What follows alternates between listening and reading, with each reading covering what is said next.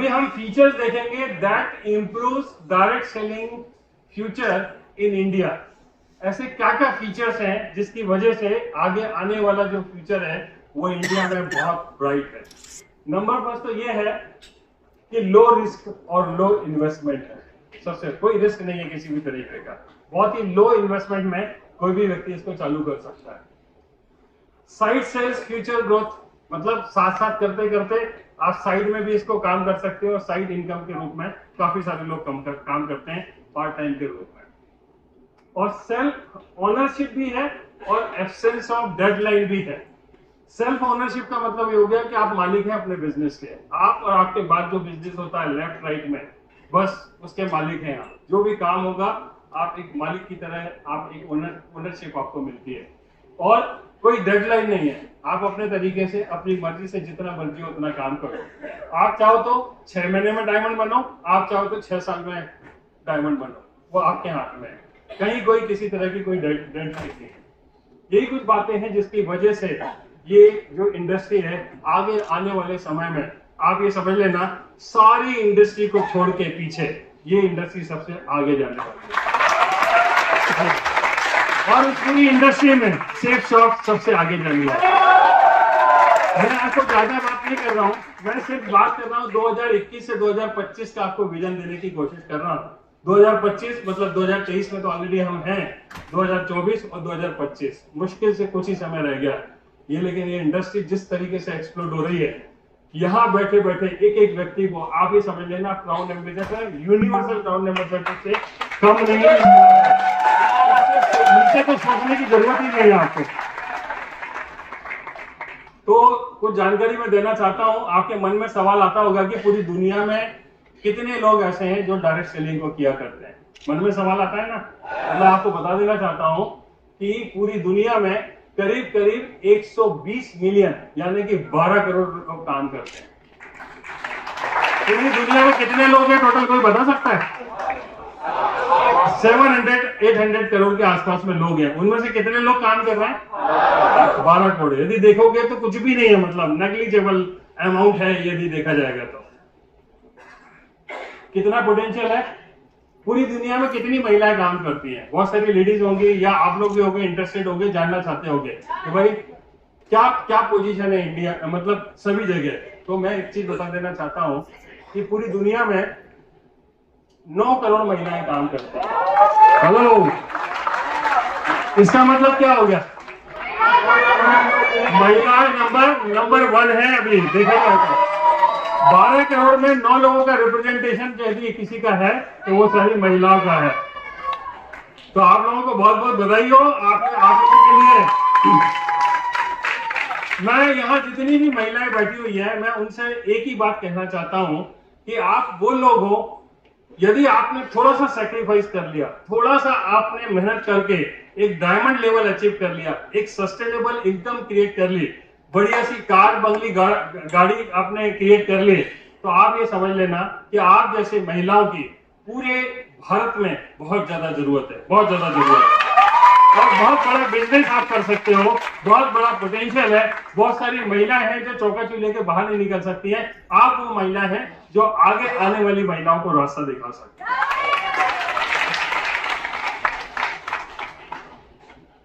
अब सवाल ये आता होगा कि डायरेक्ट सेलिंग बिजनेस में कितने लोग फुल टाइम काम करते हैं?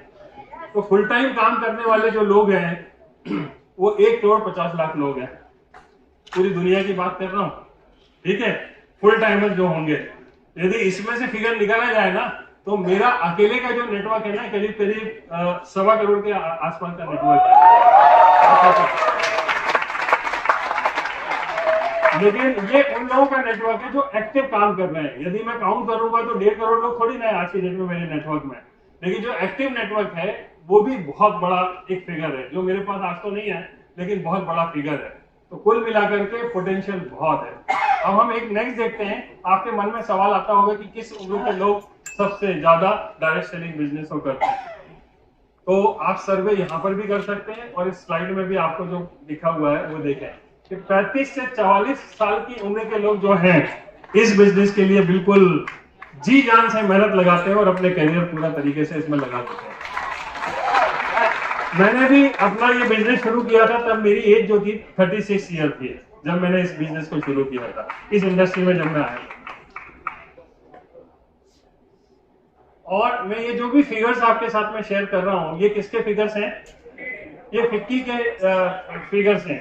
फिक्की यदि बोले तो क्या हो गई? Federation of Indian chambers of commerce and industry, FICCI, जो कि बहुत ही रिलायबल एक ऑर्गेनाइजेशन है। ये कहते हैं कि 2025 तक डायरेक्ट सेलिंग इंडस्ट्री कितने रुपए की होगी? कोई बता सकता है? हेलो, ये होगी 64,500 करोड़ रुपए की इंडस्ट्री होने वाली है। लेकिन आज की डेट में कितनी पोजीशन है? किस पोजीशन पर चल रहे हैं हम? जो इस समय है मात्र 7,200 करोड़ रुपए के। तो आप देखो कितना बीच में आपके पास में गैप है, कितना काम होना बाकी है। और ये काम तो हो ही रहा है, आप करो या कोई दूसरा करे। और जब काम हो रहा है तो अपने थ्रू होगा तो अच्छा रहेगा कि नहीं रहेगा? इसलिए डटे रहो और लगे रहो। अब एक मैं आपको बताना चाहता हूं कि direct selling offers everyone an equal opportunity regardless of age, sex, race, religion और लेवल ऑफ एजुकेशन। किसी के लिए भी ये काम आती है, इसलिए इसका फीचर बहुत ब्राइट है। अब जब हम इस बिजनेस में आते हैं ना, तो सबसे ज्यादा कोई एक्सट्रीम चैलेंज है इसको, और उसको यदि आपने समझ लिया और उसको ओवरकम कर लिया तो आप समझ लेना बहुत बढ़िया तरीके से आप काम कर सकते हो। और यही अकेली स्लाइड है जिसको समझने की जरूरत है। बाकी की स्लाइड यदि आपने समझ ली एक स्लाइड को, तो बाकी की सारी स्लाइड को समझने के लिए कोई जरूरत नहीं है। लेकिन मैं बताऊंगा सारा कोड, लेकिन इसकी सबसे ज्यादा इंपॉर्टेंस है। जब हमने आज से करीब 25 साल पहले काम शुरू किया था, तो हमारा जो बिजनेस होता था या जो सिस्टम्स थे, वो इंस्ट्रक्शंस बेस्ड प्रिंसिपल्स के आधार पर काम किया करता था। आदेश पर आधारित सिस्टम हुआ करते थे। उस समय का जो नेटवर्क था, उस समय के जो लोग थे, वो सिर्फ इशारों पे काम करते थे, आदर करते थे, सम्मान करते थे, और जो बता दिया जाए अपलाइन में वो पत्थर की लकीर हो जाया करती थी। प्रिंसिपल्स थे। उस जनरेशन के जो पहली जनरेशन है वो आपके सामने बैठी हुई है। ये इंस्ट्रक्शन बेस्ड जो है पूरे के पूरे लोग हैं जिन्होंने अपलाइन की बात को कभी काटा नहीं, जिन्होंने अपलाइन को हमेशा रिगार्ड दिया, हमेशा अपलाइन को सम्मान दिया। अपलाइन ने जो बोल दिया, सिस्टम ने जो बोल दिया, उसी पर वो टिके रहे, उसी पर वो लगे रहे। और आज भी ये फर्स्ट जनरेशन का जो आप एटीट्यूड देखोगे तो आप मतलब कंपेयर ही नहीं कर सकते हो आज की जो नई जनरेशन आ रही है। और मैंने सबसे पहले क्या बताया आपको कि सबसे बड़ा एक्सट्रीम चैलेंज यदि कुछ है तो वो ये इस चीज से ओवरकम करने का हमारा एक्सट्रीम चैलेंज है। मैं आपसे सवाल करना चाहता हूं, क्या हम एक आदेश आधारित नेटवर्किंग कर सकते हैं? क्या आदेश आधारित नेटवर्किंग कर सकते हैं? क्या हम अपने अपलाइन का सम्मान करके उन्होंने जो बात कही है उसको फॉलो कर सकते हैं? ये यदि आपने कर लिया तो बाकी चीजें तो आप समझ लेना, अपलाइन आपको सिस्टम दे रही है, अपलाइन आपको सपोर्ट कर रही है, अपलाइन आपकी हर चीज को टेक केयर करती है, आपकी हर कमी को कहीं ना कहीं पूरा करके आपको सपोर्ट करने के लिए तैयार रहती है।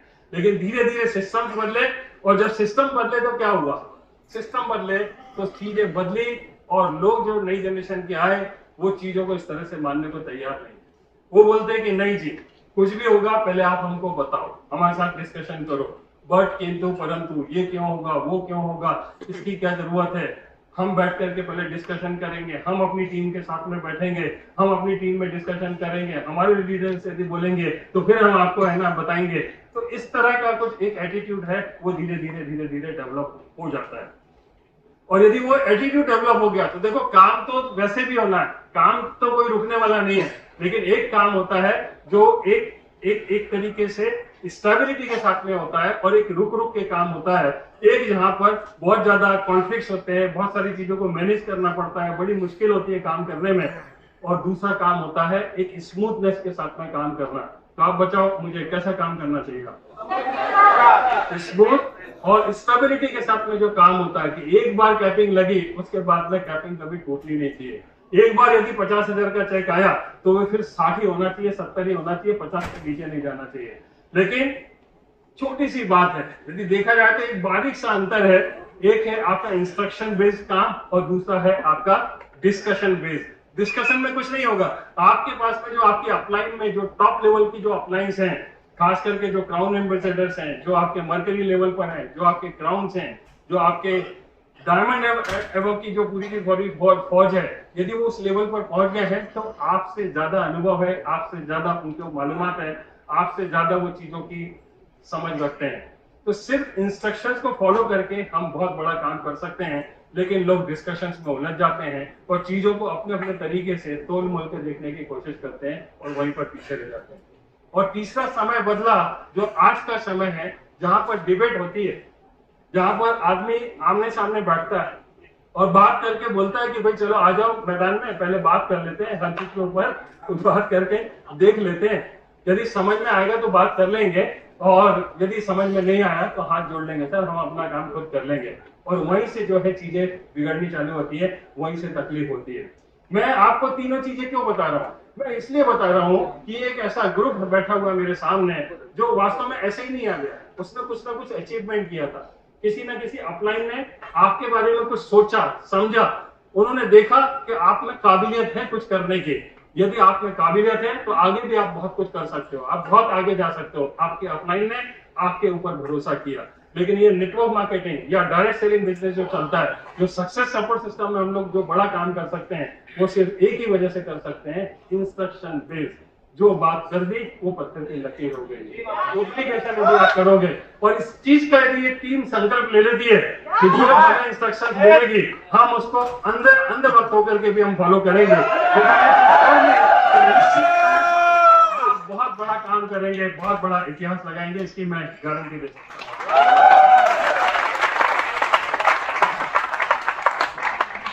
किसी ने सच ही कहा है कि जिंदगी में समस्या तो रोज खड़ी है। किसी ने सच ही कहा है कि समस्या तो जिंदगी में रोज ही खड़ी है, लेकिन बड़ी सफलता उन्होंने ही हासिल की है जिनकी सोच बड़ी है। तो आपको सोच बड़ी करने की जरूरत है। हमारे इस बिजनेस में या आम जिंदगी में भी हम लोगों को देखते हैं कि एक ही परिवार में या एक ही दोस्त एक क्लास में पढ़ते हैं, पढ़ने के बावजूद एक इंसान कहाँ कामयाब हो जाता है, दूसरा इंसान बड़ी मुश्किलों में जिंदगी जीता है।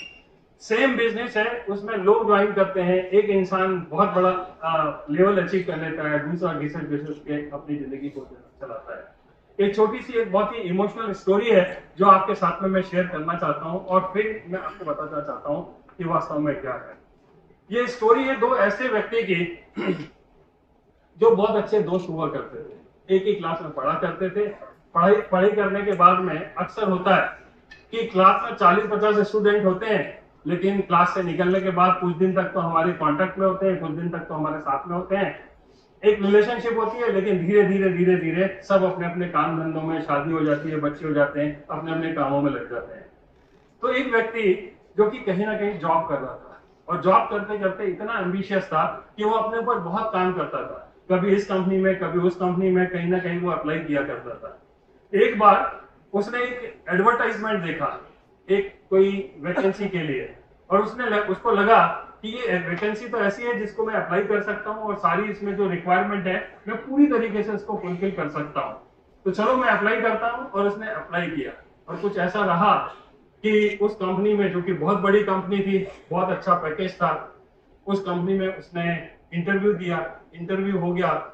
जो वहां पर जो HR डिपार्टमेंट के लोग थे उन्होंने बहुत अलग अलग तरीके से सारी चीजों को किया, लेकिन उसकी काबिलियत थी, उसका सिलेक्शन हो गया।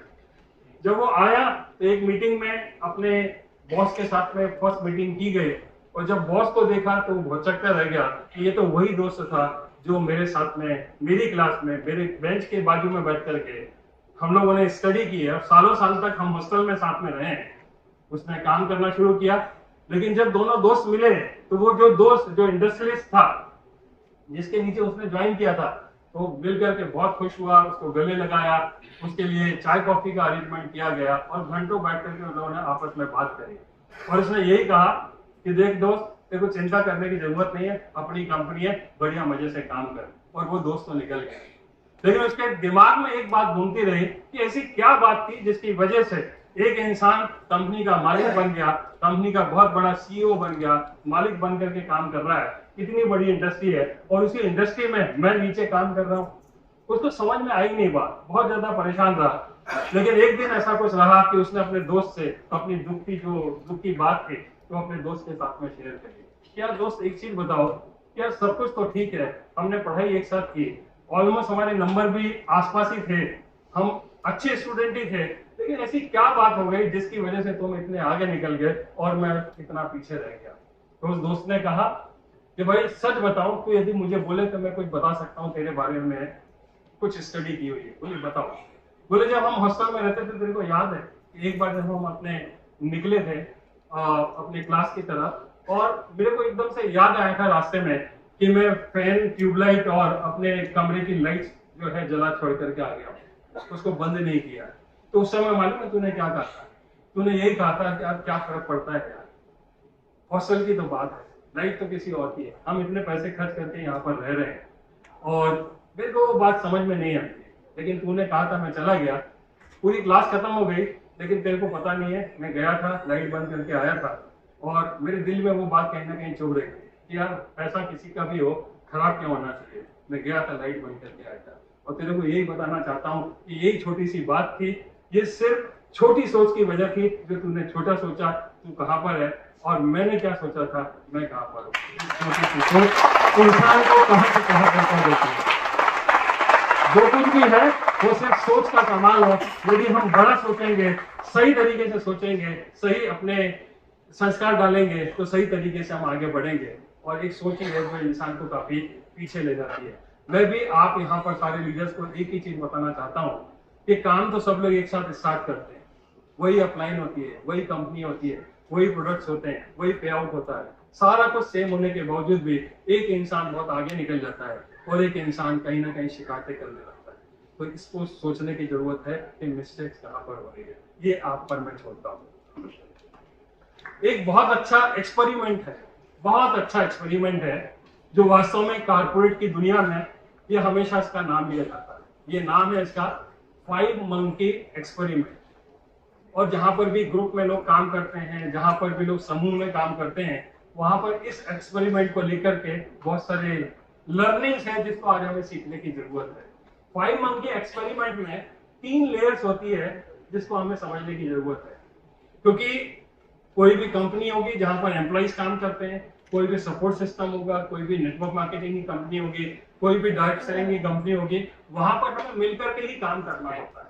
और हर जगह जहां पर ग्रुप में लोग रहते हैं वहां पर कल्चर तो बन ही जाता है, काम करने का कल्चर, काम करने का तरीका, हम कैसे उठेंगे, कैसे बोलेंगे, कैसे बातचीत करेंगे, कैसे एक दूसरे को विश करेंगे, सारी चीजें वो एक कल्चर का रूप ले लेती है और हम उसमें एडजस्ट होकर उस कल्चर में शामिल हो जाते हैं।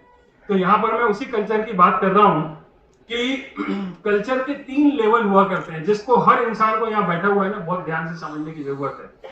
नंबर फर्स्ट जो लेयर होती है वो होती है writing on the wall. Writing on the wall का कल्चर ये होता है, वो कैसे शुरू होता है कि जब कोई ऑर्गेनाइजेशन खड़ा होता है तो उसके कोई मिशन स्टेटमेंट्स बनते हैं, कहीं ना कहीं हम कोटेशंस बनाते हैं, और हमेशा जो रिसेप्शंस होते हैं या काम करने की जगह होती है वहां पर वॉल पर लोग है ना बड़े अच्छे अच्छे स्लोगन्स लगाते हैं, लीडरशिप की बात करते हैं। तो राइटिंग ऑन द वॉल ये एक सिस्टम ऐसा होता है कि लोग बाहरी रूप से कैसे रहेंगे, उनके विचारों को वो कहीं ना कहीं प्रदर्शित करने की कोशिश करते हैं। और जो नए लोग आते हैं उनको भी देख करके पढ़ करके अच्छा लगता है कि अपनी डेस्क को साफ रखें, अपने नगर को साफ रखें, अपने जगह को साफ रखें, पेड़ पौधे लगाएं, ग्रीन रखें, ऐसे करके बहुत सारे स्वच्छता अभियान चलते हैं, उनके स्लोगन्स बनते हैं, प्लांटेशंस के लिए बहुत सारे स्लोगन्स बनते हैं। इसी तरह से जब एम्प्लॉइज काम करते हैं तो एम्प्लॉइज को एक मोटिवेशन डालने के लिए, एक स्पिरिट पैदा करने के लिए इस तरह के कोटेशंस को बनाया जाता है, वो कहलाता है राइटिंग ऑन द वॉल। ये होती है फर्स्ट लेयर। फिर दूसरी लेयर होती है जिसको हम कह सकते हैं कि व्हाट वी प्रीच। एक तो हो गया हमने लिखा, और दूसरा ये होता है कि जो हम कहते हैं लोगों के साथ में। और जो भी ऑर्गेनाइजेशंस के लीडर्स होते हैं, जो उस ऑर्गेनाइजेशंस को होल्ड करते हैं, लीड करते हैं, वो कहीं ना कहीं वो प्रीच करते हैं लोगों को, वो लोगों से बात करते हैं, अपने चीजों को बताते हैं। तो वो चीजें भी बहुत बनी बनाई होती है, जहां पर प्रेम की बात की जाती है, आदर सम्मान की बात की जाती है, ऑर्गेनाइजेशन को कैसा होना चाहिए, किस तरीके से काम करना चाहिए। इस तरह की बातें सपने जैसी होती है जिनको लोग जो बड़े लोग होते हैं, जो लीडरशिप पोजीशंस को होल्ड करते हैं, वो लोगों के साथ में बातें करते हैं और शेयर करते हैं। उसका कितना इम्पैक्ट आ रहा है उससे कोई लेना देना नहीं होता, लेकिन जो हम प्रीच करते हैं, व्हाट वी प्रीच, जो हम लोगों के साथ में बातचीत करते हैं, ये होती है आपकी सेकंड लेयर। और जो थर्ड लेयर होती है वो होती है what we do around us. हम अपने आसपास में हम क्या करते हैं, वास्तव में वो थर्ड लेयर होती है। कि आप कैसे नमस्कार करते हैं, कैसे बातचीत करते हैं, कोई नया आदमी आता है उससे कैसे बातचीत करते हैं। और जैसे मैं एक एग्जांपल दूं तो बहुत सारे लोग काम कर रहे हैं, आईटी की एक कंपनी है, वहां पर लोग इतनी ज्यादा बिजी हैं। एक लड़की ने अभी अभी ज्वाइन किया है, अब वो आकर के ज्वाइन करके बैठ गई है, लेकिन उसको अभी कुछ भी पता नहीं है। वो रिसेप्शन पे आई थी, बहुत सारी चीजें लिखी देखी थी, लेकिन जब वो आकर के बैठी हुई है तो उसको कुछ भी नहीं पता है कि किस तरीके से करना है, कौन उसका सीनियर है, उसको क्या काम करना है, किस तरीके से किससे बात करना है, कुछ भी उसको पता नहीं है, कुछ भी ब्रीफिंग दी नहीं गई है। तो इस तरह से यदि आप देखोगे तो लिखा कुछ और है, प्रीच जो है, जो उस ऑर्गेनाइजेशन के बड़े लीडर्स हैं वो कुछ अलग तरीके से बात कर रहे हैं, लेकिन वास्तव में जो व्यवहार हो रहा है वो कुछ और हो रहा है। और ये हमको समझने की जरूरत है, और ये इस 5 मंकी एक्सपेरिमेंट में बहुत अच्छे तरीके से समझाया गया है। इसमें इस 5 मंकी एक्सपेरिमेंट में ये बताया गया है कि ये जो एक्सपेरिमेंट हुआ था उसमें एक केज में, एक पिंजरे में 5 बंदरों को डाल दिया गया था, और 5 बंदरों को डालने के बाद में उनको खाने के लिए केले रख दिए गए थे। यदि बंदरों को केले दिखेंगे तो क्या होगा, उनका इंस्टिंक्ट क्या होगा, वो केले की तरफ जाएंगे और उसको किसी भी तरीके से उसको पकड़ने की और खाने की कोशिश करेंगे। लेकिन एक अरेंजमेंट और किया गया था कि जो भी बंदर उस जहां केले रखे हुए थे वहां पर चढ़ता था तो उसके ऊपर पानी की, ठंडे पानी की, बहुत ठंडे पानी की, एक्सट्रीम कोल्ड वाटर जो है उसके ऊपर डाला जाता था। सबके ऊपर जो भी खाने के लिए चढ़ता था उसको डाल दिया जाता था। तो एक ने कोशिश करी, ठंडे पानी का एकदम ठिठुरन आ गई तो उसने कोशिश की, लेकिन वो पीछे हट गया। दूसरे बंदे ने कोशिश की, फिर पानी डाला गया, उसकी कोशिश बेकार हो गई, फिर वो पीछे आ गया। ऐसे करके जितनी बार भी किया, हर बार वो नाकाम रहे, और बाद में जाके उनका माइंड सेट हो गया कि जैसे ऊपर जाएंगे तो ये एक व्यवधान है जिसको हम क्रॉस नहीं कर सकते, और वो कॉर्नर में जाकर के बैठ गए। अब ये साइंटिस्ट ने, रिसर्चर्स ने क्या किया, उन 5 बंदर में से एक बंदर को निकाल लिया बाहर और उसकी जगह दूसरे बंदर को डाल दिया गया। ठीक है, लेकिन क्या था कि एक बंदर को जैसे ही डाला तो अब यहाँ पर पानी नहीं डाल रहे थे उसके ऊपर, कोई ठंडा पानी नहीं डाल रहे, लेकिन जैसे ही वो बंदर ऊपर जाएगा तो आप मुझे बताओ कि 4 बंदर पहले से बैठे हुए हैं जिन्होंने इतनी कोशिश कर ली, जिनको कुछ नहीं मिला, वो 5वें बंदर की कोई हिम्मत है कि वो ले लेगा? नहीं ले पाएगा। तो क्या करेगा, जैसे ही वो 5वां बंदर जो अभी अभी आया है, नया ज्वाइन किया है, नया आकर के उनके बीच में मिल गया, जैसे ही वो कोशिश करता है, क्या होता है, बाकी के बंदर उसकी पिटाई लगाते हैं, और पिटाई लगा करके कैसे भी करके उसको रोकने की कोशिश करते हैं। अब ये सिलसिला चलता है, वो जो 5वां बंदर था उसको समझ में भी नहीं आता है कि ये क्या हो रहा है, उसको पानी के बौछार की भी जरूरत नहीं है, धीरे धीरे वो एडजस्ट हो जाता है। उसने एक चीज सीख ली है कि आप जाएगा कोई भी ना तो अपने को पिटाई करनी है, उसको खाने नहीं देना। कुल मिलाकर एक बात उसके समझ में आ गई। अब वो जो 4 बंदर बचे हुए थे और एक बंदर नया था, उनमें से एक बंदर को और निकाल लिया और एक नया बंदर इंट्रोड्यूस कर दिया। अब जैसे नया बंदर आएगा, जैसे वो केले को देखेगा तो क्या करेगा, फिर जाकर उसको पकड़ने की कोशिश करेगा, तो उसने फिर कोशिश करी, तो फिर उसकी पिटाई सारे लोगों ने जब सीखा था वो करना शुरू कर दिया।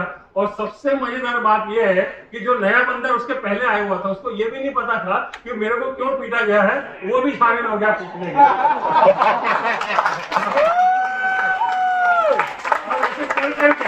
ऐसा कर करके 5 के 5 नए बंदर अंदर डाल दिए गए, जिनको ये नहीं पता था कि क्या किया जा रहा है और क्यों पानी की बौछार दी गई थी, उनको कुछ भी नहीं पता है। लेकिन ये 5 बंदर जब अंदर गए तो अंदर का कल्चर उन्होंने जो देखा, और जो कल्चर देखा तो उस कल्चर के हिसाब से उन्होंने सारी बातों को सीख लिया। अब ये 5 बंदर को कुछ भी नहीं पता है, ये जो भी बंदर जाते हैं, कोई भी खाने के लिए जाता है, वो उठा करके पीटना शुरू कर देते, कोई भी खा नहीं सकता है। तो वहां का, उस ऑर्गेनाइजेशन का कल्चर क्या बन गया, जो केला खाएगा उसको पिटाई करनी है, ये कल्चर बन गया। और 5 जो मंकी एक्सपेरिमेंट है वो हमको क्या सिखाता है, वो हमको यही सिखाता है कि आप वॉल पर क्या लिखा हुआ है उससे कोई बहुत ज्यादा फर्क नहीं पड़ता है। आप सेकंड लेयर जो है आपकी, कि आप कैसे लोगों के साथ में प्रीच करते हैं, उससे भी कोई फर्क नहीं पड़ता है। लेकिन लोगों के साथ में क्या व्यवहार करते हैं ना, उससे बहुत ज्यादा फर्क पड़ता है। और हमको एज ए लीडर ये समझने की जरूरत है कि हम जिस कल्चर को बनाएंगे वही कल्चर आगे चल के डुप्लीकेट होगा, क्योंकि नया एसोसिएट जो हमारी कंपनी में ज्वाइन करता है, हमारे सिस्टम में ज्वाइन करता है, वो वही चीजों को डुप्लीकेट करता है जो चीजें वो यहाँ आकर के सीखता है। कई सारी चीजें तो ऐसी चलती रहती है जिसके बारे में किसी को कुछ पता नहीं है, लेकिन चूंकि उन्होंने देखा है कि एक ने किया था तो दूसरा भी उसी को कर लेता है, और सबको यही लगता है कि हमको यही करना है, और सारी चीजें अनडुप्लीकेट होती जाती है और चीजें कहीं ना कहीं गलत तरीके से फंसी हो जाती है। एक ही तरीका है जो मैंने आपको पहली स्लाइड दिखाई, जैसा बताया है, एक अच्छा कल्चर हमको डेवलप करना पड़ेगा यदि आप वास्तव में एक बड़ा काम करना चाहते हैं, क्योंकि कल्चर जो थर्ड लेयर है, जो व्यवहार हम करते हैं, वही वास्तव में डुप्लीकेट होता है और वही चीजें हमारे काम में आती है। समझ में आई आपको? तो इन बंदरों ने इतना हंसाया, इनके लिए एक ताली तो बजाता हूं।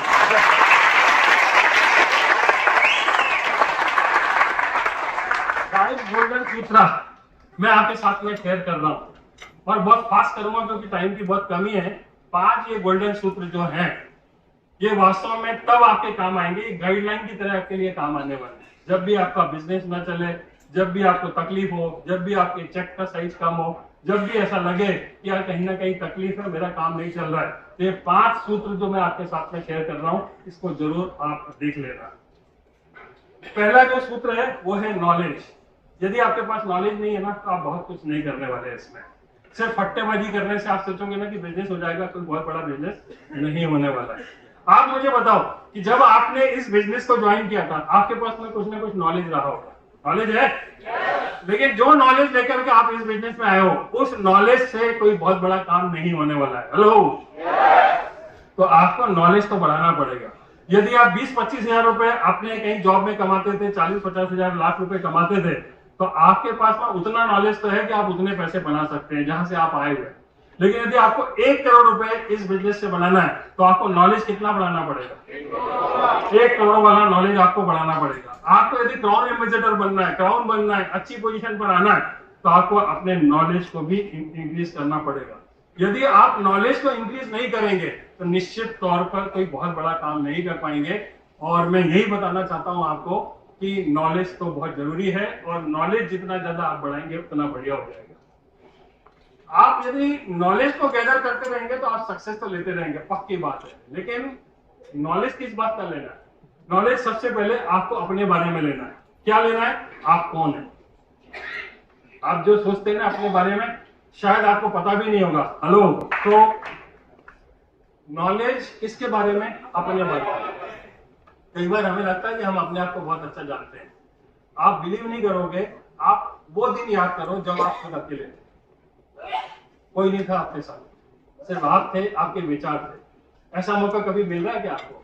कभी आपका मोबाइल है, कभी आपका टीवी है, कभी बीवी है, कभी बच्चे हैं, कभी अपलाइन है, कभी डाउनलाइन है, कोई ना कोई आपके साथ में है। कभी आप अपने अकेले बैठते हैं क्या? और यही बात है कि हम बाहर तो बहुत कुछ जानते हैं लेकिन अपने बारे में नहीं जानते हैं।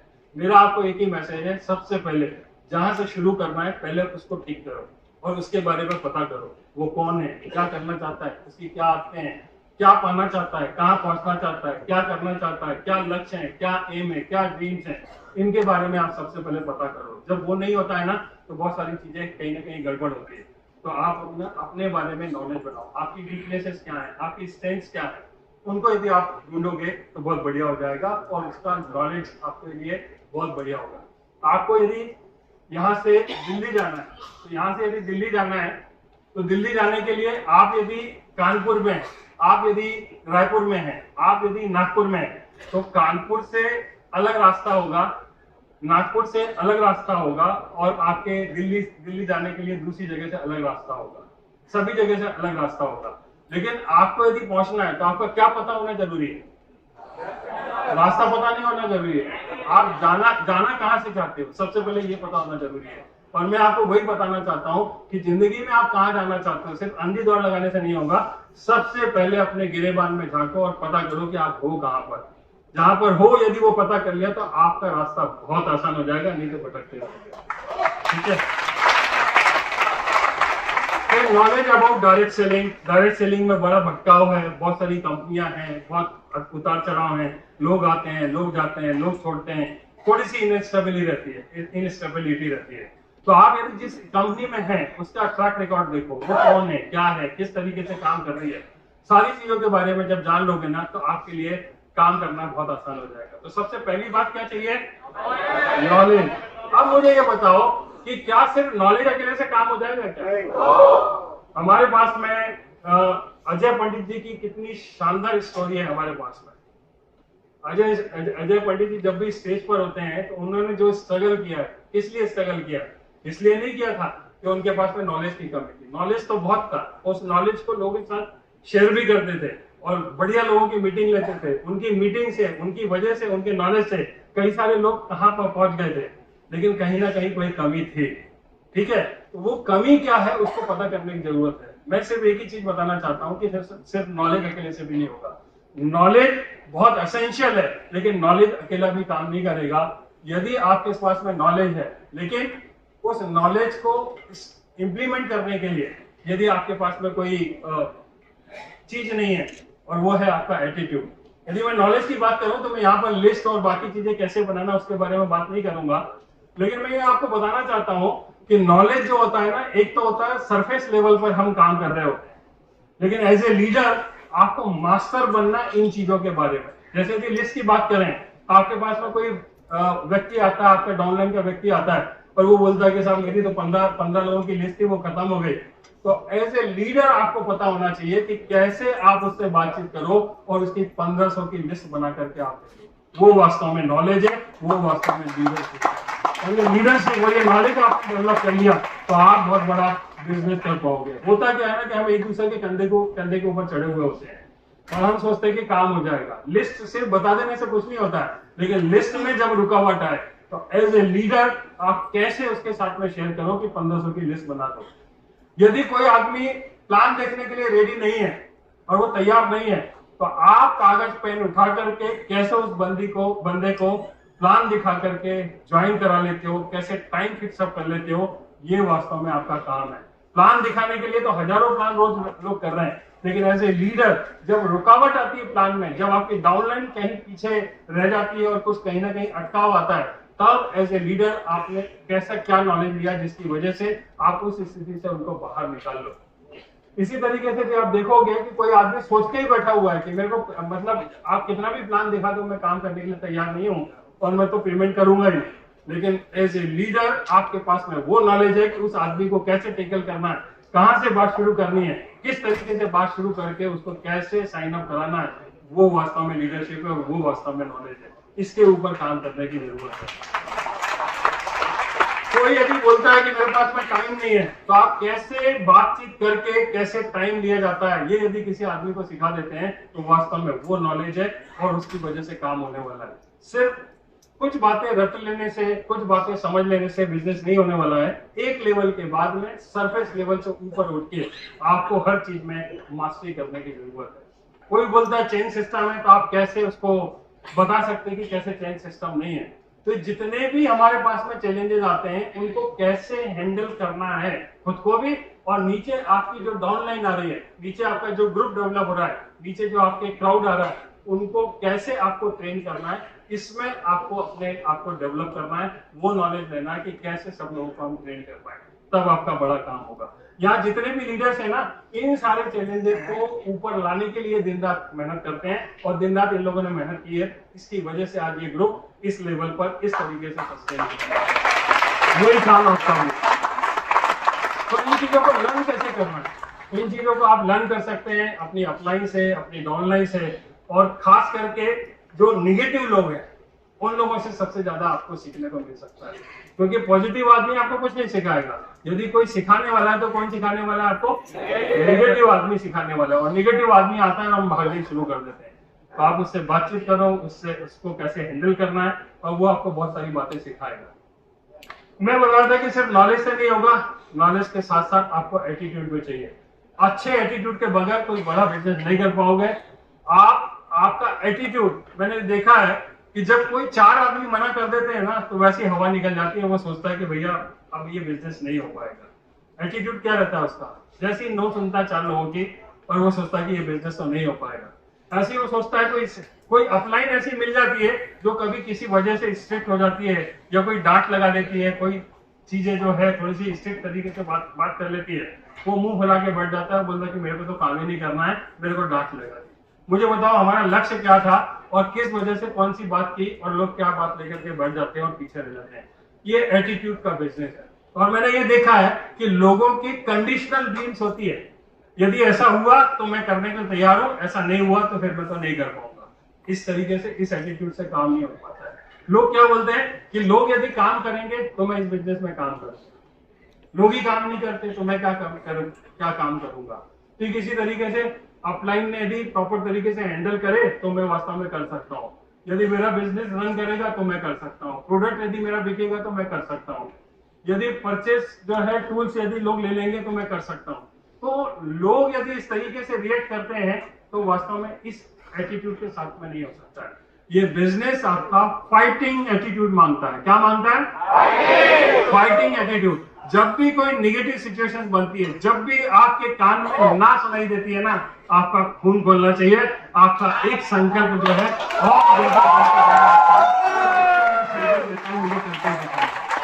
आप समझ रहे बात है, क्योंकि इन चैलेंजेस के साथ में तो हमने काम करना है, और ये चैलेंजेस तो आपके सिर्फ एटीट्यूड पे डिपेंड करता है।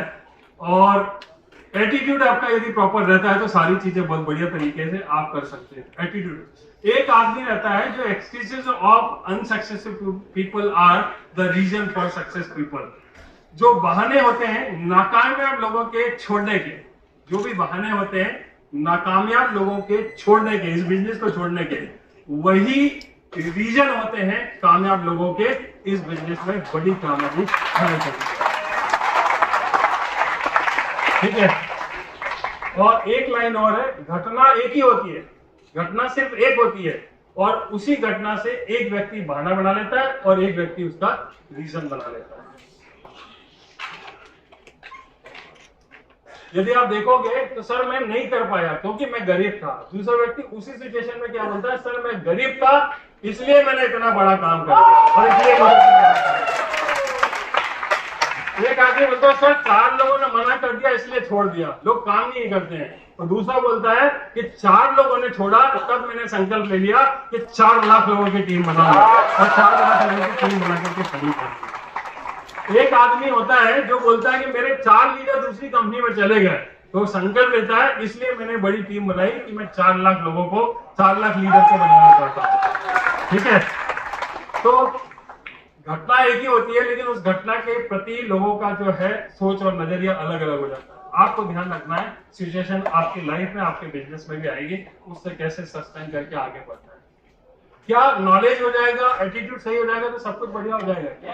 हेलो, नहीं, कुछ भी नहीं होगा। क्योंकि नॉलेज आपका बढ़िया हो गया, आपके पास में एटीट्यूड बढ़िया हो गया, लेकिन आप घर से ही नहीं निकलोगे तो काम होगा?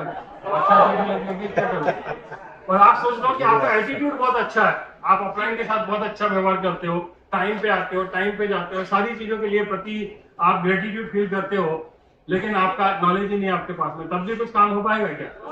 तो दोनों चीजें चाहिए। नंबर फर्स्ट नॉलेज भी चाहिए और एटीट्यूड भी चाहिए। और नंबर तीसरी चीज, दोनों के साथ साथ जो हमें चाहिए, हमें अपनी स्किल्स को भी डेवलप करना है। कौन कौन सी स्किल्स को डेवलप करना है? नंबर फर्स्ट है communication skills, how to organize meetings, how to motivate, how to conflict management, how to handle people, how to make people positive from negative, and how to counseling, how to sell product, public speaking, leadership skills. आप जो कुछ भी देख रहे हो, देखो यदि आपके पास में नॉलेज होगा ना और एटीट्यूड होगा, कुछ पैसे बना लोगे आप। हेलो, 10, 20, 25, 50 हजार रुपए के चेक बना लोगे। क्या इतने ही छोटे सपने लेके आप आए हो? यदि आपके सपने बड़े हैं और कंसिस्टेंसी के साथ में एक परमानेंट एक अपनी इनकम चाहते हो, तो आपको अपनी स्किल्स को डेवलप करना पड़ेगा, उसको शार्प करना पड़ेगा, उसके लिए काम करना पड़ेगा। और देखिए सपोर्ट सिस्टम आपके लिए बहुत कुछ करता है, बहुत कुछ करता है, लेकिन बहुत सारी चीजें ऐसी है जो आपको करनी है। आप यदि संकल्प ले लेते हो ना कि मुझे अपनी एक एक स्किल्स पर काम करना है, क्योंकि आपकी किस स्किल्स में आप वीक हो, आप स्टेज पर जब खड़े होते हो तो कितने कॉन्फिडेंट होते हैं, कितने अच्छे तरीके से डिलीवर कर पाते हो, कैसे बात कर पाते हो, आपसे ज्यादा बेहतर कोई दूसरा जान सकता है क्या? आप प्लान लेते हो तो किस कॉन्फिडेंस के साथ में प्लान लेते हो, आपसे अच्छा कोई जान सकता है क्या? तो हर जितने भी मैं यहाँ पर आपको स्किल्स की बात कर रहा हूँ, ये तो कुछ ही नाम है, लेकिन यदि आपको वास्तव में इस बिजनेस में कामयाब होना है और माधव जी, जसवीर जी, विजयपाल जी हैं, इनके जैसी सफलता चाहिए, तो आपको निश्चित तौर पर अपनी स्किल्स को डेवलप करना पड़ेगा। इससे नीचे में काम नहीं करेगा। और आपको इन स्किल्स को डेवलप करने के लिए आपको समय निकालना पड़ेगा, किताबें पढ़नी पड़ेगी, लोगों को सुनना पड़ेगा, अपलाइन को सुनना पड़ेगा, सेशंस अटेंड करने पड़ेंगे, और जितना ज्यादा आप अपने आप को डेवलप करोगे ना, आप राज करोगे। सच बता रहा हूं मैं, आप राज करोगे। क्योंकि मुद्दा ये नहीं है कि लोग कैसे आएंगे, लोग तो आ जाते हैं, लेकिन उनको कैसे हैंडल करना है ना, वो भी एक स्किल्स होती है। उनको कैसे बातचीत करना है, वो भी स्किल्स होती है। तो उन सारी स्किल्स को जब आप डेवलप कर लेते हो ना, तब मजबूती के साथ में आप लोगों का भला करते हो और आपका भी भला होता है। इनको जरूर करना पड़ेगा, इस बात को हमेशा ध्यान रखो। आप मुझे बताओ कि आपने इन सारी चीजों को हासिल कर लिया, और इन सारी चीजों पर काम करके एक एक करके यदि आप देखोगे, तो काम करने के बाद में टेप बुक फंक्शन ही है जिससे आपकी स्किल्स डेवलप होने वाली है। लेकिन आपके पास में नॉलेज है, आपके पास में एटीट्यूड है, आपके पास में स्किल्स है, इससे काम चल जाएगा क्या? यदि आपके पास में आपकी हैबिट ठीक नहीं है, तो आपकी आदत ही खराब है। आप सुबह 9 बजे सो के उठते हो, आपको बेड टी की आदत है? आप लोगों से निगेटिव बात करते हो, और खास करके आप लेट उठना, झूठ बोलना, पैसे उधर उधर करना, गुस्सा करना है, या फिर सिगरेट पीना, ड्रिंक करना, ये सारी चीजें के यदि शौक हैं, या ये चीजें कहीं ना कहीं हैं, तो क्या हम बड़ा बिजनेस कर पाएंगे क्या? बिल्कुल भी नहीं कर पाएंगे। तो हमारी हैबिट पर हमको काम करना है। और ऐसा कहा जाता है कि 90% जो हमारी हैबिट्स है, हमारी जो आदत है ना, वो ऑटोमेटिक है, वो बचपन से ही हम कैरी करते हुए आ रहे हैं। और इन आदत को ठीक करना, इन आदत को सुधारना थोड़ा सा मुश्किल काम है, लेकिन एक बार आपने अपनी आदत को ठीक कर लिया, तो वही आदत आपको ठीक करने वाली है। ऐसा कहा जाता है कि इंसान पहले तो एक अपनी आदत बनाता है, और वही आदत फिर वो इंसान को बनाती है। तो आपको डिसाइड करना है कौन सी आदत कैरी करके लेके जाना है। लेकिन आपकी आदत भी सही है, आपके पास में नॉलेज भी है, आपका एटीट्यूड भी है, और आपके पास में स्किल्स भी है। क्या इस अकेले से काम हो जाएगा क्या? नहीं होगा। तब आपको एक चीज की जरूरत पड़ेगी, और वो है स्ट्रेटेजी बनाना, प्रॉपर प्लानिंग करना, प्रॉपर अपनी अपलाइन के साथ में बैठना, क्योंकि आपका बिजनेस हर लेवल पर अलग होता है। आप यदि गोवा क्वालिफाई करना चाहते हो, उसकी स्ट्रेटेजी अलग होगी। यदि आप यूरोप क्वालिफाई करना चाहते हो, उसकी स्ट्रेटेजी अलग होगी। कुछ भी आप करोगे इस बिजनेस में, क्या आपका ड्रीम है, किस तरीके से बढ़ना है, आपको हर मौके पर आपकी स्ट्रेटेजी चेंज हो जाती है। आप लोग शायद क्रिकेट मैच देखते होंगे, यदि इंडिया को पाकिस्तान के साथ खेलना है और पाकिस्तान ने चैलेंज दिया 250 रन का, तो उस समय स्ट्रेटेजी कुछ और होगी। उस समय किसको पहले उतारना है, किसको बाद में उतारना है, कुछ अलग स्ट्रेटेजी होगी। और यदि पाकिस्तान 100 रन पे ऑल आउट हो जाती है, तो फिर हमारी स्ट्रेटेजी कुछ और हो सकती है। तो हर समय ऐसा नहीं है कि हम एक ही रिदम में एक ही तरीके से काम करेंगे। हर बार हमें चीजों को स्ट्रेटेजाइज करना पड़ता है, और जब आप प्रॉपर स्ट्रेटेजी बनाते हो, तो आप बहुत बढ़िया सफल हो जाते हो। ये कुछ बातें थी दोस्तों, जो मैं आपके साथ में बातचीत करना चाहता। इन 5 चीजों को आप देख लेना। जिंदगी में कभी भी आपको लगे कि आप कहीं पर पीछे रह रहे हो, तो आप निश्चित तौर पर देखना कि आप कैसे इन 5 में से कहां पर लैग कर रहे हो दोस्तों। बस एक लास्ट स्लाइड जो है मैं आपके साथ में शेयर करूंगा और अपनी बात को खत्म करूंगा।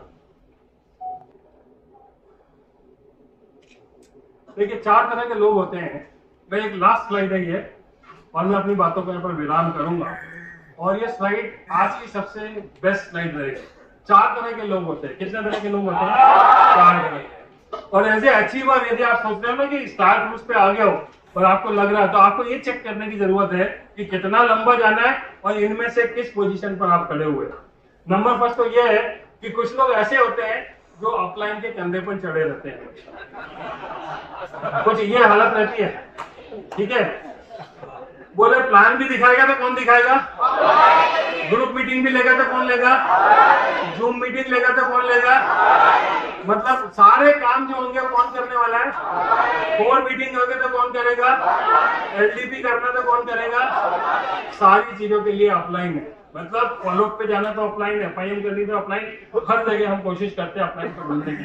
तो ऐसे वो लोग होते हैं, 4 लोगों में से ये एक कैटेगरी है जो हमेशा ऑफलाइन के कंधे पर बैठे रहते हैं।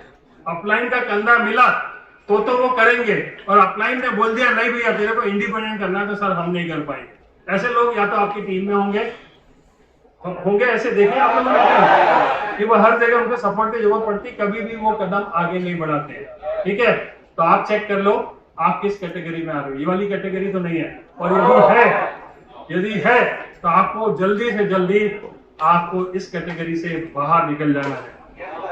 दूसरी कैटेगरी वाले वो लोग होते हैं जो फुटबॉल की तरह होते हैं।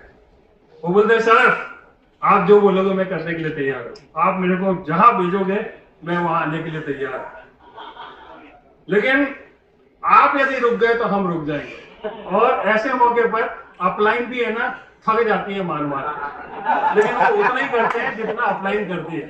ठीक है, तो अभी आपको चेक करना है, और वो बोलता है कि देखो सर आप यदि बंद कर दोगे तो मैं कुछ नहीं कर पाऊंगा, अभी आपके ऊपर है आप कितना मार सकते हो। तो इस कैटेगरी से भी काम नहीं चलने वाला है, इसके बाहर निकलना है। आप चेक करोगे क्या है, सिर्फ अकेले से काम नहीं होगा। और दूसरी कैटेगरी है वो श्रेष्ठ फॉलोअर होते हैं, वो बेस्ट फॉलो करते हैं। जो अपलाइन ने कह दिया वो मानना है, जो अपलाइन ने बोल दिया वो सब कुछ मानना है, जैसा बोलेंगे जहां बोलेंगे सब कुछ करने के लिए तैयार है। लेकिन वो एक चीज ये बताते हैं कि सर आप जो बोल रहे हैं मैं करने के लिए तैयार हूं, लेकिन रास्ते में कोई चीज आ गई, कोई निगेटिव बात आ गई, कोई चैलेंज आ गया, कोई किसी तरह की तकलीफ हो गई, तो फिर वो आपको देखना है सर, हम नहीं देखने वाले। वहां तक तो हम करेंगे, लेकिन जैसी कोई प्रॉब्लम आएगी तो वो आपको देखना है, उसमें हमारा कोई नहीं।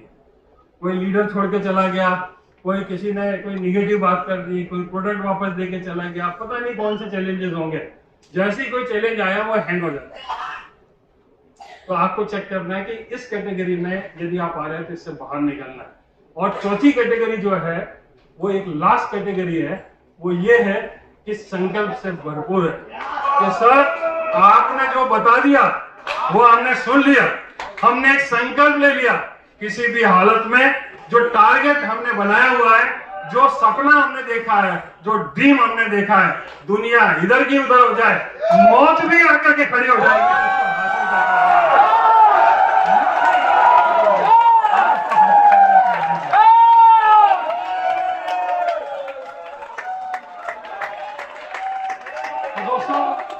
आप चेक करें आप कहां पर हैं, किस तरीके से कुछ स्लाइडें आपके माध्यम से लेके आया था, लेकिन बहुत अच्छा ग्रुप है, बहुत अच्छी वाइब्रेशन है। मैं आप सभी लोगों को शुभकामनाएं देता हूं, इतने बढ़िया तरीके से आपने पूरे प्रोग्राम को सफल बनाया, बधाई के साथ में मेरी तरफ से आपको ढेर सारी शुभकामनाएं।